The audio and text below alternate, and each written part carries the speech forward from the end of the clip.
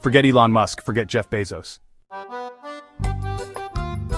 The richest man in history was a West African emperor, Mansa Musa of Mali. In the 1300s, he ruled over gold-rich lands stretching across West Africa.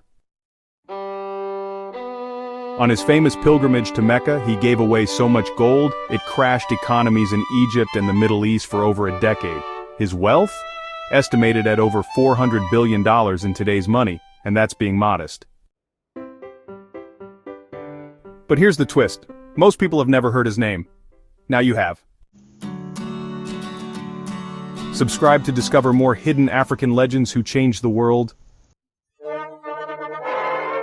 What if I told you the richest person who ever lived wasn't a tech billionaire or oil tycoon, but an African emperor who lived 700 years ago? His name was Mansa Musa, and his wealth was so massive, it changed the world economy. Born around 1280 AD, Musa-The I ruled the Mali Empire, one of the largest and most powerful empires in African history. He didn't just control land, he controlled the world's largest gold reserves at the time. His empire spanned modern-day Mali, Senegal, Gambia, Guinea, Niger, and parts of Nigeria. But it was his pilgrimage to Mecca in 1324 that turned him into a global legend. The Mali Empire was the beating heart of trans-Saharan trade. Salt, gold, ivory, books, and slaves flowed in and out of its cities. Mansa Musa inherited an empire that was already wealthy, but he multiplied it. His rule saw the rise of Timbuktu as an intellectual and spiritual capital. And gold? Musa had so much of it, he didn't even know how much he was worth.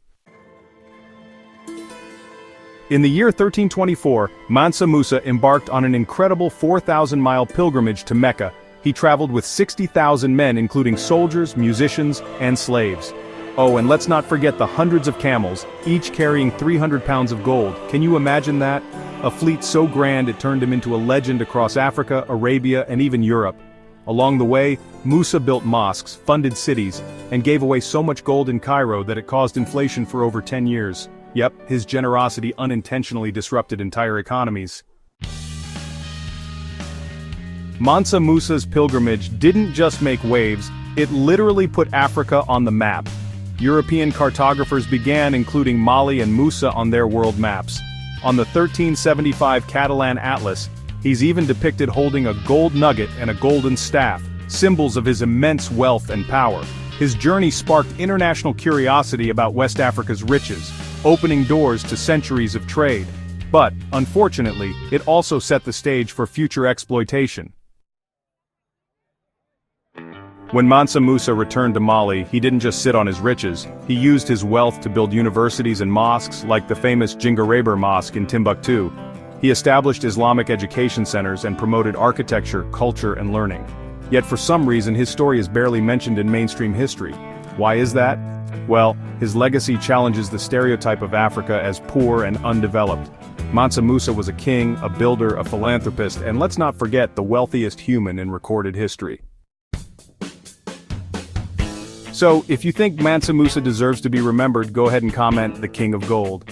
And hey, don't forget to like, share, and follow for more real African history they never taught in school.